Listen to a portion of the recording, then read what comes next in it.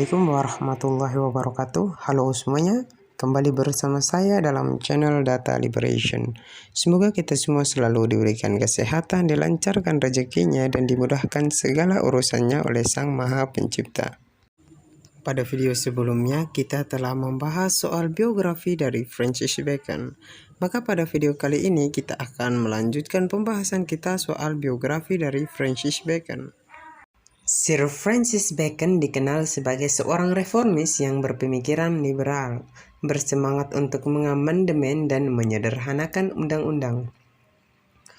Meskipun dekat dengan para bangsawan, Sir Francis Bacon menentang hak istimewa feodal dan kekuasaan diktator, serta menentang penindasan yang dilakukan terhadap gereja Protestan. Kemudian Francis Bacon berkenalan dengan Robert Devereux, Earl of Essex kedua, yang merupakan seseorang yang difavoritkan oleh sang ratu. Kemudian pada tahun 1591, ia menjadi penasehat rahasia dari sang Earl. Kemudian pada tahun 1592, dia ditugaskan untuk menuliskan sebuah traktat sebagai tanggapan terhadap polemik anti-Jesuit Robert Person, yang merupakan seorang imam Yesuit yang mendirikan misi Inggris abad ke-16, yang merupakan ordo religi gereja Katolik. Kemudian Francis Bacon mengambil kursi ketiganya di parlemen untuk Middlesex pada Februari 1593. Kemudian nantinya penentangan Bacon terhadap pemungutan subsidi 3 kali lipat dalam waktu setengah dari waktu biasanya menyinggung sang ratu. Hal ini mengakibatkan lawan politiknya menuduhnya hanya mencari popularitas dan untuk sementara pengadilan mengecualikan bantuan kepadanya. Ketika posisi Jaksa Agung kosong pada tahun 1594, pengaruh Lord Essex tidak cukup kuat untuk mengamankan posisi Bacon, dan posisi tersebut diberikan kepada Sir Edward Coke. Sir Edward Coke merupakan seorang pengacara, hakim, dan politisi Inggris yang dianggap sebagai ahli hukum terbesar zaman Elizabeth dan era Jacobean.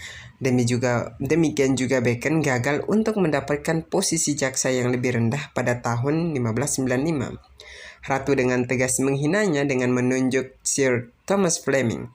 Sir Thomas Fleming merupakan seorang hakim dan politikus Inggris yang duduk di House of Commons pada berbagai waktu, dari tahun 1581 sampai 1611. Sebagai gantinya untuk menghiburnya atas kekecewaan ini, Essex menghadiahkannya sebuah properti di Twickenham yang nanti dijual oleh Bacon seharga 1.800 euro. Pada tahun 1579, Bacon ditunjuk untuk menjadi penasehat sang ratu, yaitu ketika Ratu Elizabeth mencadangkannya sebagai penasehat hukumnya. Dalam rencana menghidupkan posisinya kembali, Bacon mencoba untuk merayu seorang janda muda yang kaya raya, yaitu Elizabeth Horton. Elizabeth Horton merupakan seorang pemegang jabatan pengadilan Inggris yang sebelumnya merupakan istri dari Sir William Horton.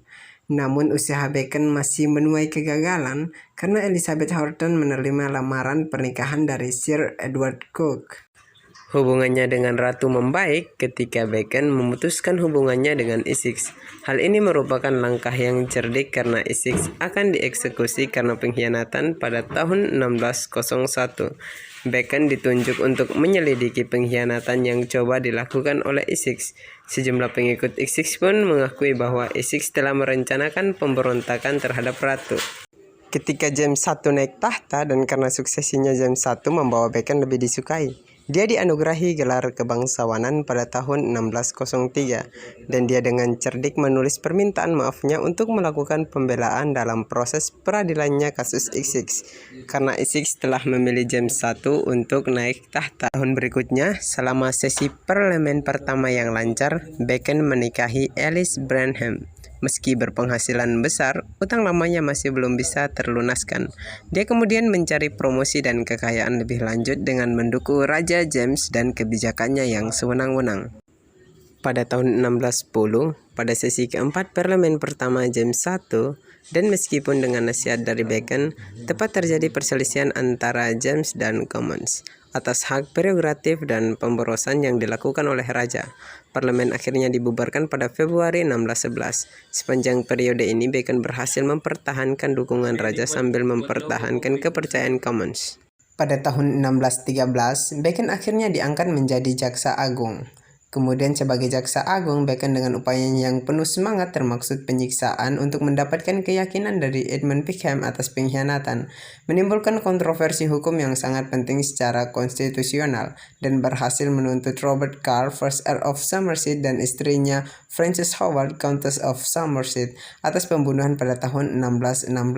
Kemudian pada April 1614, Parlemen dengan keberatan atas kehadiran Bacon di kursi Cambridge dengan berbagai rencana kerajaan yang didukung Bacon. Meskipun ia diizinkan untuk tinggal, Parlemen mengeluarkan undang-undang yang melarang jaksa agung untuk duduk di Parlemen. Pengaruhnya atas raja jelas telah mengilhami kebencian atau ketakutan di banyak rekan-rekannya. Bacon sebagaimanapun terus menerima bantuan raja yang menyebabkan pengangkatannya pada bulan Maret 1617 sebagai Bupati sementara Inggris untuk jangka waktu 1 bulan. Dan pada tahun 1618 sebagai Lord of Chancellor. Kemudian pada tanggal 12 Juli 1618 Raja menunjuk Bacon sebagai Baron Verulam dari Verulam di kerajaan Inggris. Dia kemudian dikenal sebagai Francis Bacon, Lord of Verulam. Bacon terus menggunakan pengaruhnya terhadap raja untuk menengahi antara tahta dan parlemen. Dalam keadaan ini lebih lanjut, ia diangkat gelar bangsawannya sebagai Viscount St. Alban pada 27 Januari 1621. Karir publik Bacon berakhir dengan aib pada tahun 1621 setelah ia terlilit hutang. Sebuah komite parlemen tentang administrasi hukum mendakwahnya dengan 23 tuduhan korupsi yang terpisah. Yang menjadi dalangnya merupakan musuh seumur hidupnya yaitu Sir Edward Coke. Kepada para bangsawan, Bacon mengaku dengan jawaban, "Tuan-tuan, ini adalah tindakan saya, tangan saya dan hati saya. Saya mohon kepada Yang Mulia untuk berbelas kasih kepada buluh yang patah." Bacon dijatuhi hukuman denda sebesar 40.000 euro dan berkomitmen untuk menara London untuk kesenangan raja. Hukuman penjara hanya berlangsung selama beberapa hari dan dendanya telah disetorkan kepada raja. Lebih serius, parlemen menyatakan Bacon tidak mampu memegang jabatan di masa depan atau duduk di kursi parlemen. Dia nyaris lolos dari degradasi yang akan melucutkan gelar bangsawannya. Selanjutnya, Viscount yang dipermalukan mengabdikan dirinya untuk belajar dan menulis. Kemudian Francis Bacon pada tanggal 9 April 1626 meninggal karena pneumonia saat berada di rumah Arundel di Highgate di luar London karena demam atau karena dingin yang tidak bisa dia tahan. Sekian pembahasan kita soal biografi dari Francis Bacon. Pada video selanjutnya kita akan membahas soal pemikiran dari Francis Bacon. Apabila ada salah kata, saya mohon maaf. Wallahu muwaffiq ila aqwamit thoriq. Assalamualaikum warahmatullahi wabarakatuh.